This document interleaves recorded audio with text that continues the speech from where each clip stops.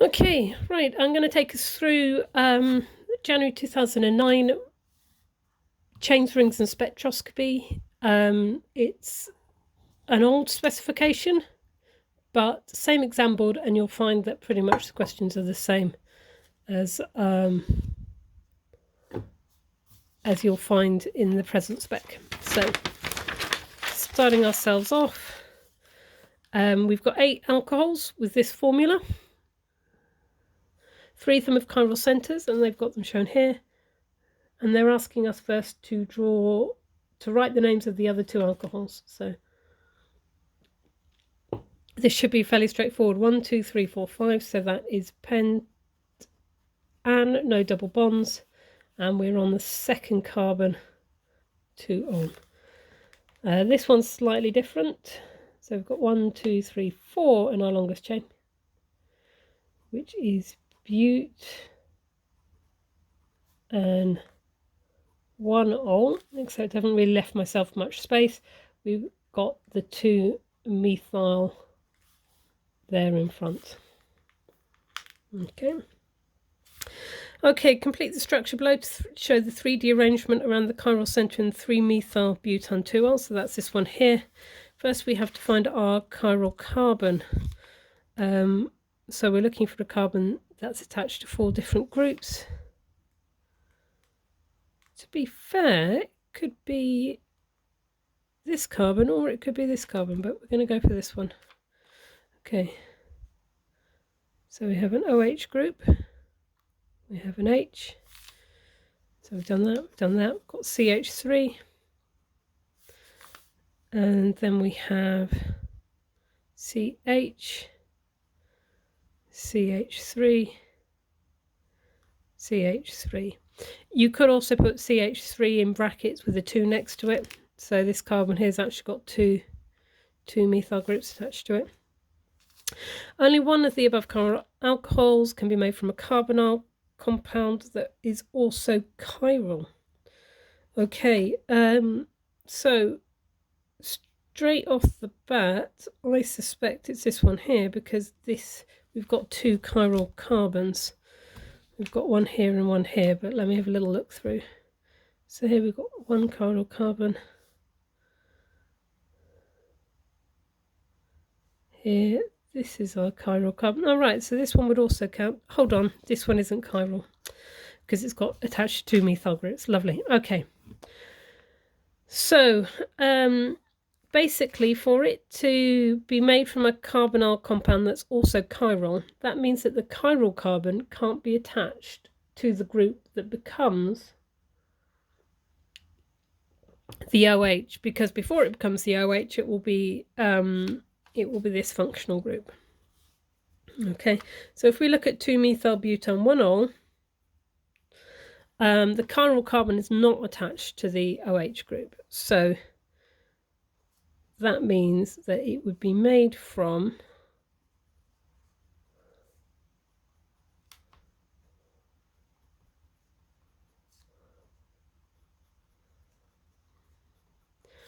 this compound. You see, this is the chiral carbon, and it's not been affected by the oxidation. Okay, right. So this is what we've done recently. We've been looking at NMR spectroscopy. We've got here the section of NMR spectrum in D2O of another alcohol with the molecular formula C5H12O is shown below. Now, D2O is basically water, but with hydrogen that has 1 proton and 1 neutron in it. What that means is it doesn't show up on the NMR spectra because only substances with 1 nucleon show up. So this here is missing the OH peak. Okay, so I'm just going to pause for a sec because I need to find my data sheet.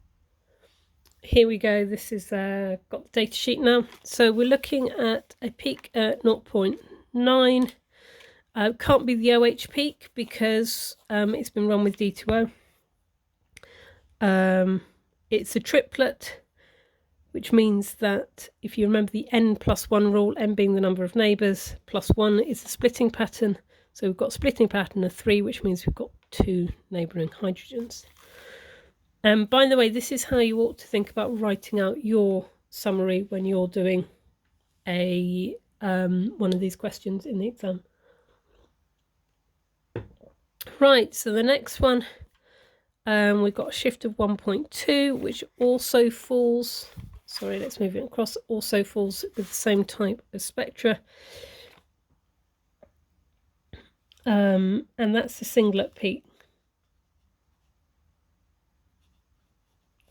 which means there's no neighbouring hydrogens, but it also looks like it is an ACHR peak.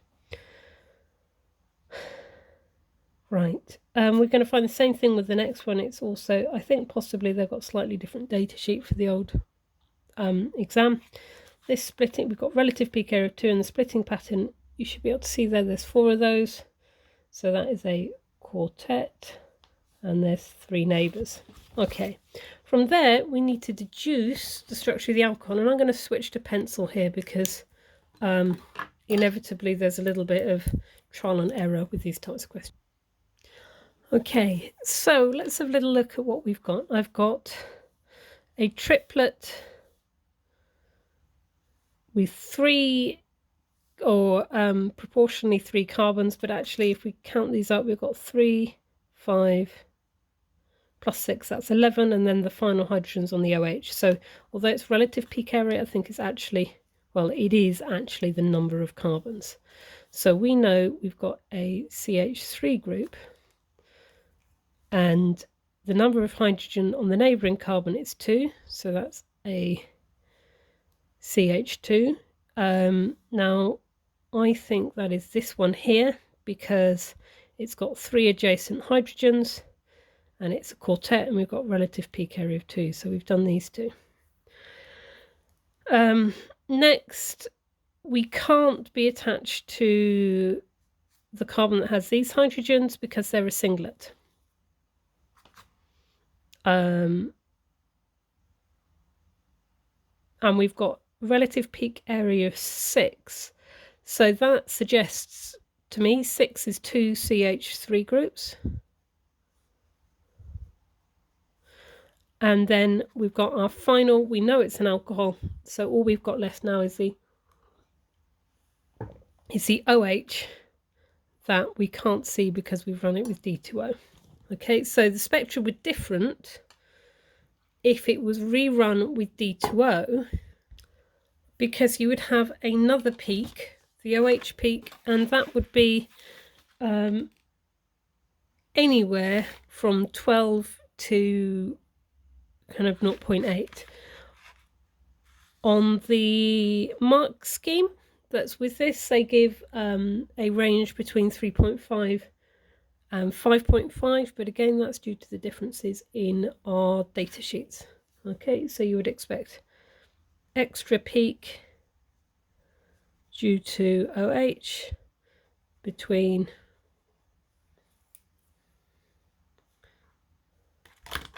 and let's switch back to my 12, my pen, delta 12 to delta 0.8. Okay, moving on.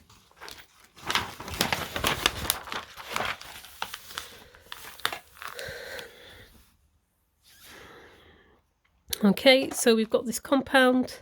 It's a cyclic amide, and we can make it from cyclohexanone using NH3OH. Okay, simple chemical test to show it's got a carbonyl group. That is going to be 2, 4 dinitrophenyl phenylhydrazine,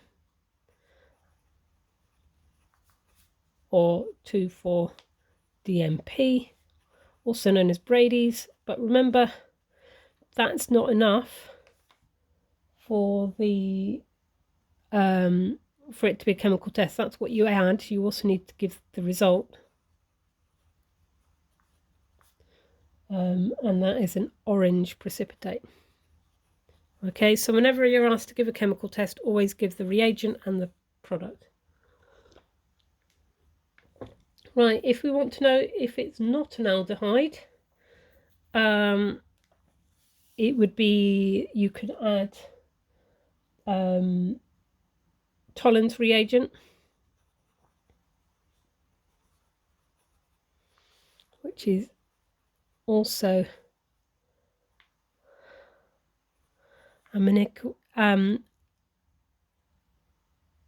silver nitrate with ammonia. It's a silver nitrate complex.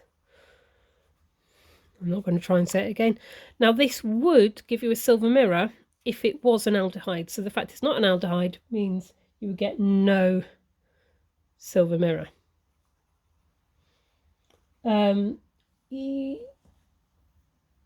You could also get no reaction with acidified dichromate because it can't be oxidized any further if it's not an aldehyde. Okay, right, the reaction, let's just move this so you can see it. The reaction of our NH2OH with cyclohexanone begins with a nucleophilic addition mechanism.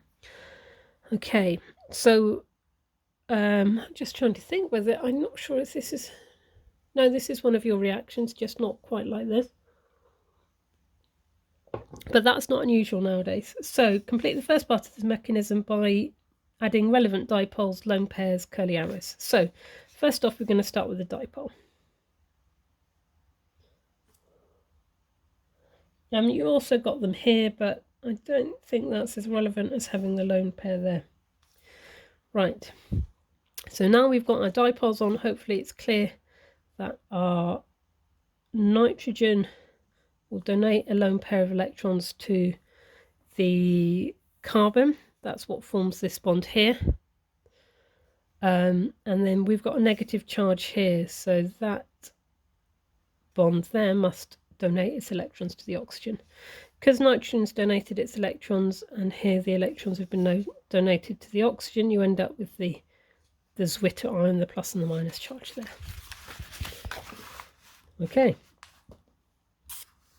Right, so we've got synthesis of, I swear it's just to make it difficult for me to pronounce. Whatever it is, it's very efficient and can be achieved with a 99% yield. Calculate the mass needed to produce 1 ton of the product.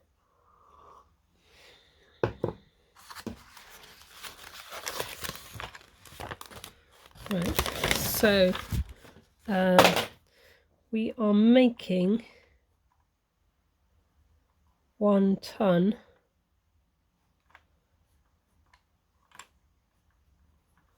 of this, and that's 99% yield. Okay. The first thing that you're going to need to do is work out the molar mass of this, which I am cheating and looking at the mark scheme is 113. Okay, so if I have 1 ton, it's this many moles, so I've got my mass of product equals 10 to the power of 6. I don't want to have to write the whole thing out. So I'm just going to call it CAPRO for short. So mass of the CAPRO is 10 to the minus 6 grams. So I want to work out the number of moles of that. So that's going to be mass over molar mass equals 10 to the 6 over 113. Okay, that equals 8850 moles. It's a 1-to-1 mole ratio, so that will equal my number of moles of the cyclohexanone.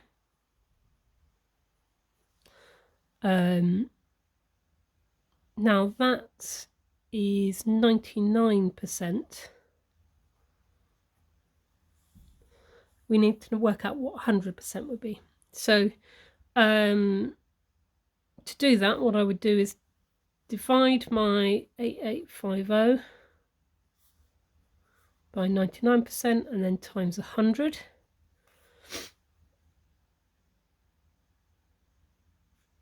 So that's how much 1% would be. That's 100%. So I'm just going to do that divided by 99 equals times 100. So if it had been 100% yield, it would be this many moles. Then last step is to work out the mass of that. So it's just going to be the number of moles times the molar mass equals, I've kept all of this in my calculator, so I'm not restarting the calculations at any point. Now, are there any instructions on the number of significant figures? No. So that gives me a ton. So to be fair, I would only really sensibly do it to this many significant figures. Right, I've just noticed that they want the answer in tons, so I've given that in grams. So if I divide that by 10 to the power of 6, that's going to be 0.876 tons. Okay, just goes to show you ought to pay attention to the units. Right, so we've got a repeat unit here, and we want to know the monomer that could be polymerized to give nylon 6. So what we have here is we have either, we've made an amide, because that's a double bond oxygen next to an NH, and there's two ways of making it. You've either got a carboxylic acid group here, or you've got an acyl chloride, and on this side it must be an amine. So there's two possibilities here. This could be OH, or could be an acyl chloride.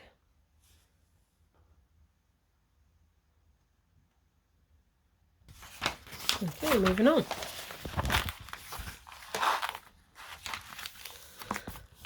Okay, what's meant by stereoisomers? That, I'm afraid, is just one of those definitions to learn. So stereoisomers, we've got same structural formula,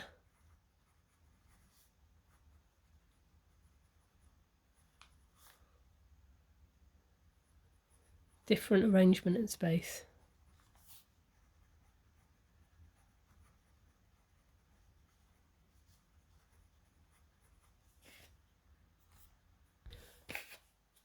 This definition is the same one as if you're asked for geometric isomers, as in EZ isomers. Right, draw a circle around each part that can give rise to stereoisomerization. Right, stereoisomerization, you're looking for one of two things. You are looking for a double bond where each carbon is attached to two different groups, or you're looking for a chiral carbon. So straight off here, we've got a double bond. Oh, it's asked for a circle. There we go, circle. Switch back to my pencil. Now, you can't get chiral carbons for any carbon that's got a double bond, so that knocks out all of the ones in the benzene ring. This one here, so none of these. This one here must have two. It's CH2, that's CH2. That's got a double bond, CH2. However, this one here can be a chiral carbon. This one is not. This one, although it's both of these two, although it's not drawn out, they are both, sorry, pencil's giving in, aldehyde groups. So that means double bond to the same thing. So neither of these two are chiral carbons. So here are my two parts that give rise to stereoisomerization.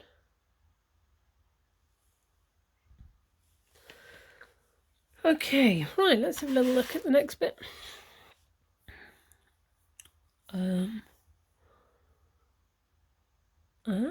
Okay, so this reacts with bromine by substitution and addition.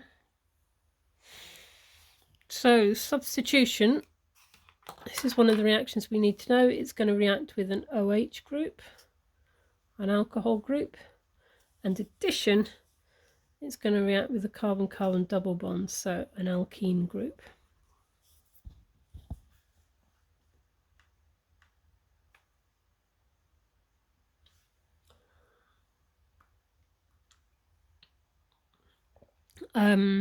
Now, thinking about it a little bit more, that would also work for substitution.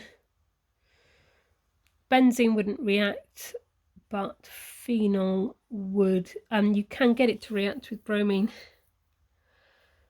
if you've got UV light. You could have a radical substitution, though actually that tends to be radical addition. Or if you had a halogen carrier catalyst, you could do substitution. Right, so it can be reduced. Let's have a little look at this. And we've got to go up, look at here, and work out which of our compounds are going to be reduced and we've got 1, 2, 3 kind of ketone or aldehyde groups that will get reduced down. Actually, this is an ester bond, so just hold on for a second. Okay, so this one here isn't a ketone group, it's an ester, so it's just these two that are going to react. That means each of these is going to go from the aldehyde to the alcohol, which means you add 2 hydrogens. So in total, because there's 2 groups doing that, you're going to add 2 hydrogens for each group, so that's 4. That means you need 4 of these. There we go. Okay.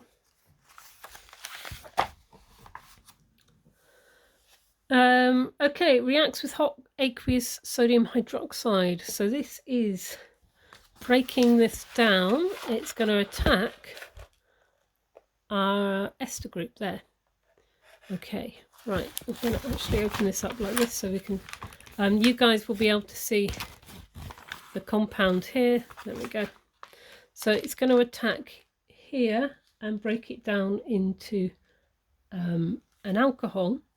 But this is where you always got to be really careful with the organic and make sure that nothing else would react with sodium hydroxide. And the phenol group will react with sodium or sodium hydroxide, becoming, oh, let's go to,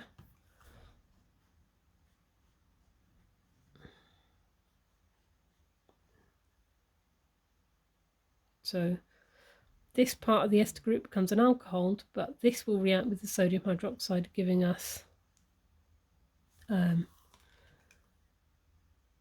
negative ion here, and then the rest of our compound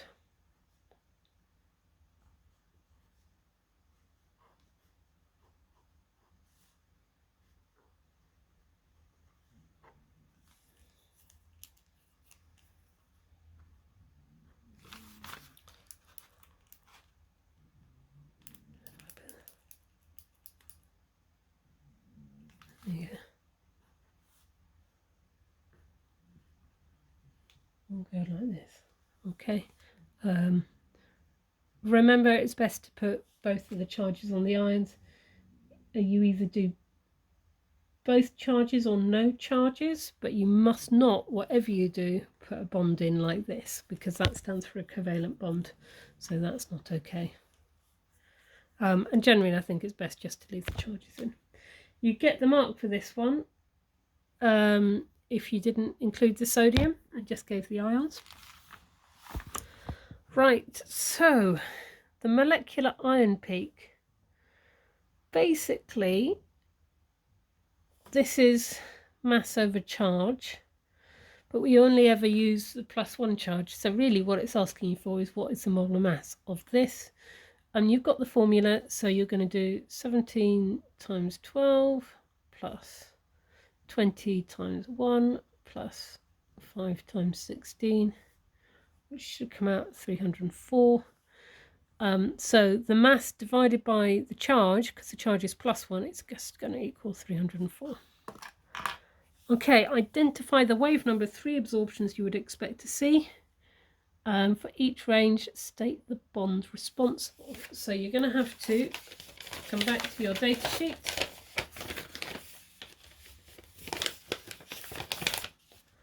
Here we go. And we're looking at bonds would absorb. We have a couple of aldehydes groups, so that's going to be C double bond O, 1630, 1820. I'll just look at this. I think they might give slightly different ranges because it's slightly different data sheet, but don't worry too much about that. We have a carbon-carbon double bond, so we could also give that at 1620 to 1680. We have an OH. We're looking at phenols there, so that's 3200 to 3600. What else have we got? We've also got the ester group there. So in the ester group, we have this stretch here, CO 1000 to 1300. Right, just having a look at the mark scheme. They don't include this one, but it's correct and it's on your data sheet. So if they had something similar this year, that's what you would use. Okay, right.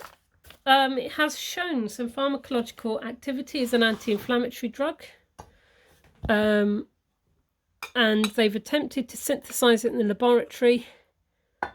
Why has it got a lower pharmacological activity than the one extracted from olive oil? So this is to do with stereoisomers. And effectively it's because natural stereoisomers all tend to be in the same, also tend to have the same enantiomer.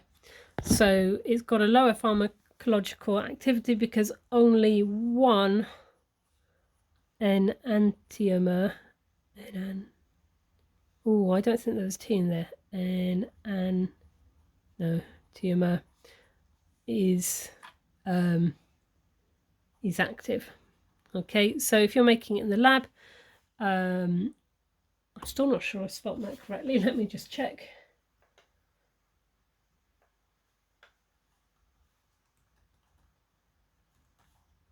Oh no, there we go, I'm all right. So only one enantiomer is active, and in the lab you've made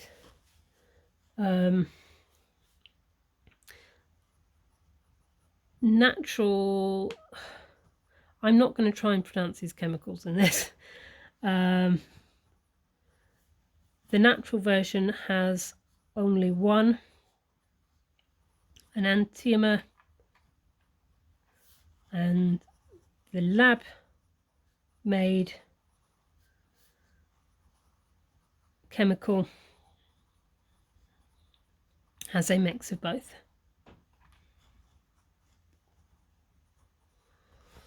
Okay.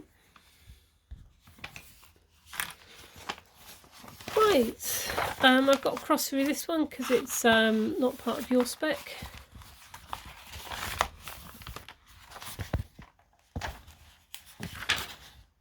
Right, I might start after question 4. So what are we doing? We want to make it from ethanitrile. So this is effectively, we are going from this to this, so adding hydrogen, that's a reduction. And we have slightly different reagents for us.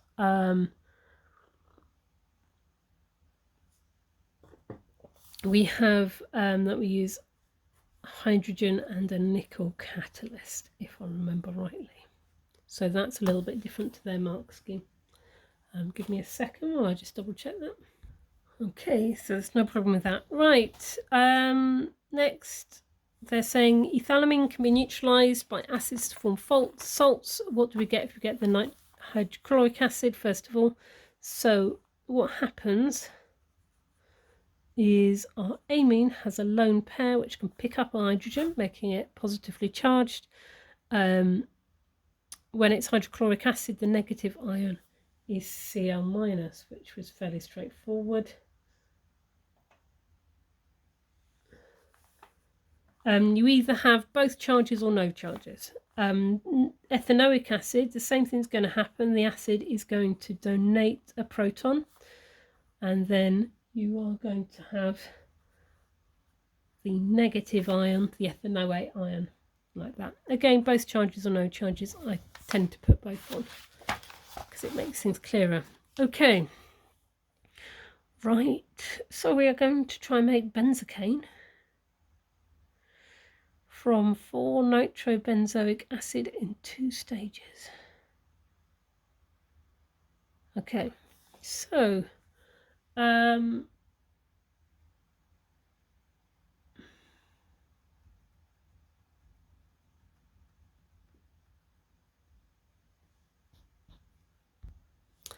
right, let's have a look at what we're starting with. That might make our lives a little bit easier. Going to go back to the pencil. So nitro,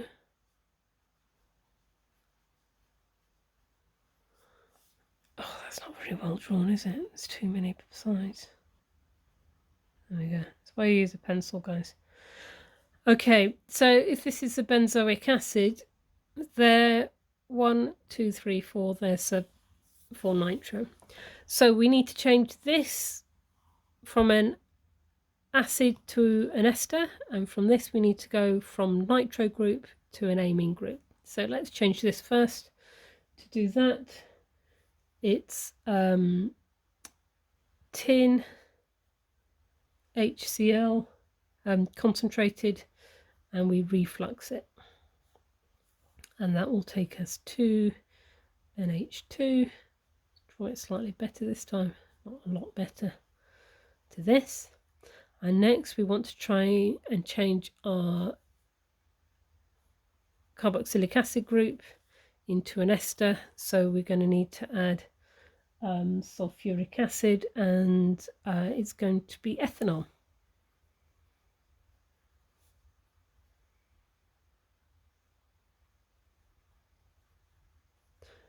And it is sulfuric acid is our catalyst, and we would reflux it again, but you'd be fine just to say that you warm it, so that would then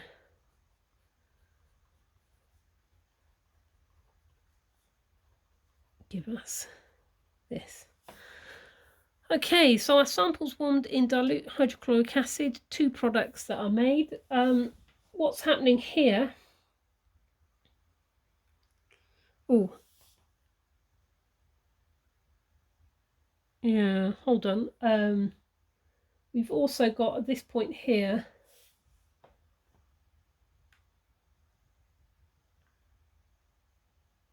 to be fair, you're actually going to end up with NH3 plus. But looking at the mark scheme, they don't seem to mind that, so I'll carry on as if I've not spotted that. So we're going to warm with dilute hydrochloric acid. This is what happens in your stomach. When you eat anything that contains amino acids, we start to break down, or your fats start to get broken down by hydrochloric acid. This is what's going to be affected. So we're in acid conditions. This is going to pick up a hydrogen, and that's what's really common to forget. And then here we're going to make a carboxylic acid on this side. We will break it down back into our ethanol. Okay, it's asked for us to draw, not name, so okay. Let's see how far through we're going.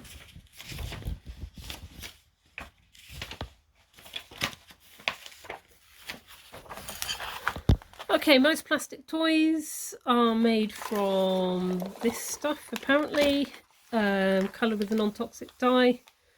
The polymerization reaction used to make polyphenol ethene. It is an addition polymerization because we're starting with ethene, that tells us we've got a double bond in there. Right, draw a balanced equation. So this is our ethene, but it's phenyl ethene. So off here we have our phenyl group.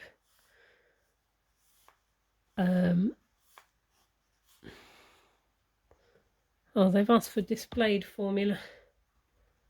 Though to be fair, they accepted that in the mark scheme, which is good because it's a pain doing the displayed formula for a benzene group.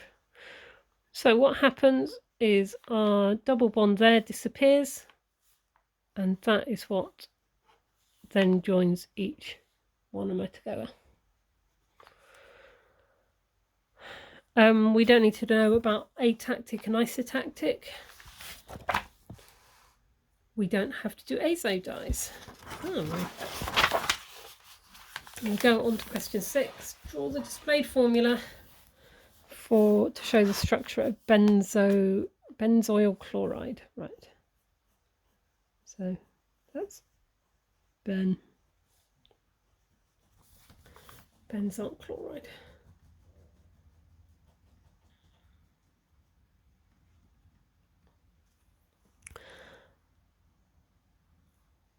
Okay, we don't do, I'm not sure if we do the balanced equations on this. You should know that what you add is SOCl2.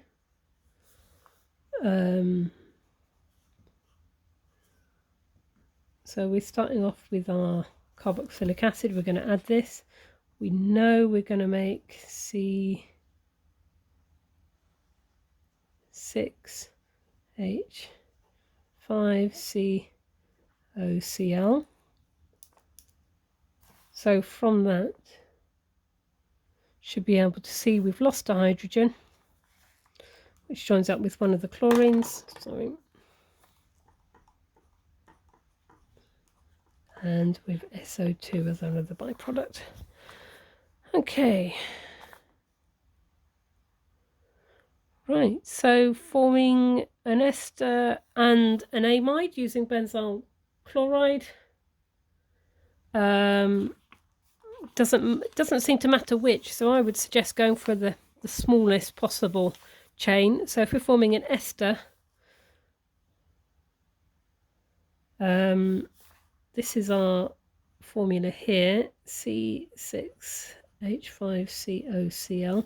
What happens is basically we are exchanging that for the chain off our alcohol. So if we just use methanol, we're going to go to C6H5C. Oh, let's be careful here. COOCH3. Okay.